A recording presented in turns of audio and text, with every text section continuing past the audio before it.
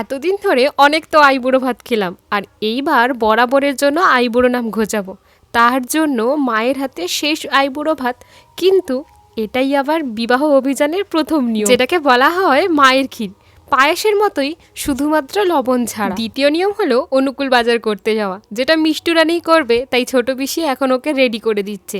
এদিকেই ভোর 4:30-র সময় আমার বরকে আশীর্বাদ করতে যাওয়ার জন্য বাড়ির সবাই বেরিয়ে গেছে। তাড়াতাড়ি যাওয়ার একটাই কারণ রাস্তার দূরত্বটা অনেক বেশি।